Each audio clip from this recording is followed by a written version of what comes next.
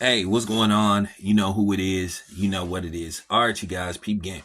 All right, so here's the thing. Some people are upset. Some people are calling it hating, and some people are saying it's whatever. So Andre Ward was on the Breakfast Club last week promoting his book. Andre Ward wrote a book. I'm gonna have to go check it out. I'm gonna see what his book is all about. But he talked about a variety of different things.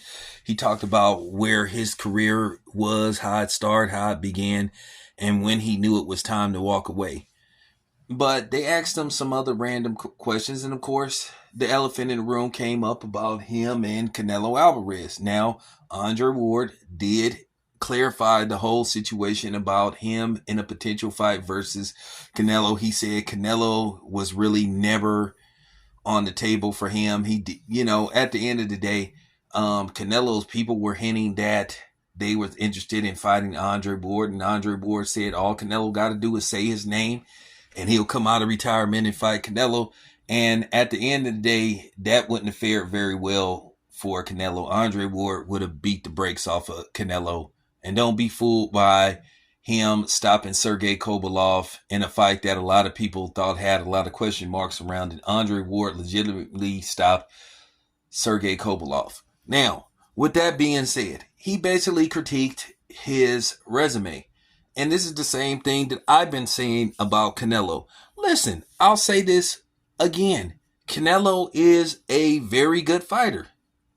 I would be lying if I said he wasn't a good fighter. But let's not make it look like he's an all-time great, because I think that's very debatable. Because if you look at Canelo's opponent selections, he's very calculated on what type of fights and fighters he picked to get in the ring with. He's doing the same thing that Floyd Mayweather did. Floyd Mayweather fought great competition, but Floyd, let's keep it 100. He didn't fight the best guys available, but he fought serviceable guys. But let's just keep it a buck. Most of the dudes that Floyd fought, he was a overwhelming favorite against. And don't think for a second that wasn't calculated and that they didn't do their research.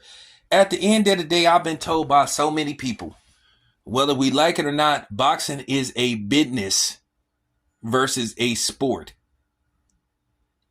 It is a business, and that's what these guys mean. Yeah, it is considered a sport, but it is a business first. And it's just different now. Most of these guys want to go into, the twilight of their career with as less losses as possible. A lot of these fighters don't want to lose no more at best 4 fights. And you can make an argument Canelo should have at least 4 losses. Okay? And I'm looking at Canelo's box rec right now. You look at some of these guys Canelo has fought, they didn't make sense, or they were fights that nobody asked for. At the end of the day, Jaime Munguia is a Mexican fighter, but let's just face the fact. To a certain degree, was anybody checking for that fight? The people want Canelo to fight David Benavidez. That's a fight people are clamoring for. That's a fight people would get up for. And that's the fight that people want to see. But at the same time, for whatever reason, and a lot of people think that Canelo sees something in David Benavidez that bothers him and could provide a lot of difficulty for him in a fight. He's fighting Jaime Munguia, coming off a fight with Jermell Charlo, a dude that went up 2 weight classes in a fight that nobody asked for. He fought John Ryder, another fight that nobody asked for. Before that, he fought a way past his prime Triple G, another fight that nobody asked for and was clamoring for. And then before that, he fought Demetrius Bivol in a fight that I think he underestimated Dimitri Bivol, and he got the hell beat out of him. He got dominated from pillar to post. And I know all three of the judges all had it for Dimitri Bivol 113 to 115. So that means that they all had Canelo winning at least 5 rounds, which I think was crazy. a lot of people thought Canelo didn't win no more than 2 rounds. Some people said that you would be generous to say that Canelo won 3 rounds. And some people thought it was laughable that you might even had a discussion about him. Listen, I think at best you would be reaching if you say Canelo won 4 rounds in that fight. And that's just being honest. He was thoroughly dominated. Okay, Caleb Plant, understand that was for undisputed. But the problem is a lot of people don't consider Canelo to be the legitimate undisputed because he didn't fight for all of the belts. Because one of those belts, he fought in an eliminator bout for a vacant title that was stripped from David Benavidez. And Canelo has had years to fight David Benavidez, and he doesn't seem to want to fight the guy. Okay, Billy Joe Sanders, okay, fine, whatever.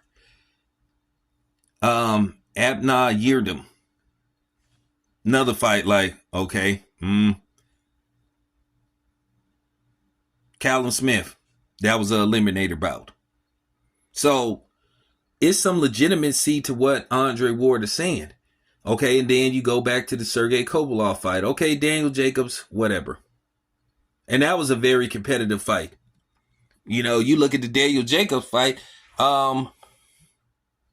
Daniel Jacobs, there was a couple of rounds that if Daniel Jacobs would have, stepped on the gas, he might have been able to at least get a draw because 2 of the judges had it 115, 113 for Canelo. Now, one guy had it, Glenn Feldman had it 116, 112 for Canelo. That means he won 8 rounds to 4. There was no knockdown. So basically, Daniel Jacobs, a couple of swing rounds, he could have actually got a draw or he could have actually beat Canelo. But I feel like the decision was legit. I felt like there was 1 round Daniel Jacobs let slip away from him, which would have got him a draw. So it's some legitimacy to what Andre Ward was saying. Canelo has never fought the best guy. When he was campaigning at 154, he never asked for the best guy. We can sit up there and holler about what happened to Demetrius Andrade versus David Benavidez. Different fighter, different results. Styles make fights. I think Demetrius Andrade's style would have been very difficult for Canelo, and I think Demetrius Andrade would have probably beat Canelo. That's just my assessment. And then, like I said, you look at those 2 Triple G fights. A lot of people thought that Canelo lost both of those fights. Now, me, myself, I thought Canelo won the fights. But, that's just me. So some people believe that Canelo should have at least 4 losses. So when I hear people say this stuff that Canelo will fight anybody, that's not true. For whatever reason, there's been this thing where Canelo has not tried to fight the best guy out there. Now, don't come talking about what Floyd didn't do or what somebody else didn't do and what Andre Ward didn't do. Well, Canelo's made this amount of money. Okay, and your point is?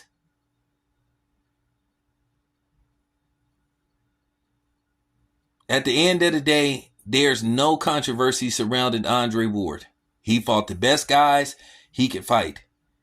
He retired. He couldn't go anymore. He felt like he was done. At the end of the day, people could sit up there and say he retired because he was worried about guys like Arthur Beterbiev and other dudes. Well, if that's what you think, that's what you think. But I don't think that's true. He said his legs gave out on him. And he just knew that he couldn't fight at a high level anymore. He put all he had into that final Sergey Kovalev fight. And he did the job. When people said, hey, you lost that first Sergey Kovalev fight. Well, he ran it back.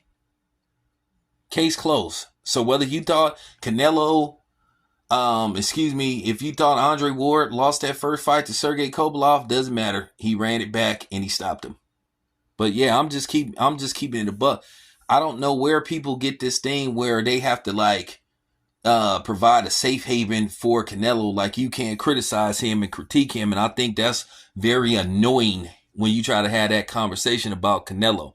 Everybody has opponents on their resume that you may draw a question mark. That's just how boxing works. But then you constantly have it with Canelo. And I really think he's followed the same blueprint that Floyd Mayweather has followed. Pick good opponents or decent opponents, but don't fight the best guy available. But then in Canelo's case, he's not even fighting the best guys available. He's fighting guys that you just be like, okay, why are you fighting this dude? Who asked you to fight this dude? So there's some legitimacy to what Andre Ward is saying. You guys can get mad and holler about like what money Canelo made and what Andre Ward didn't make.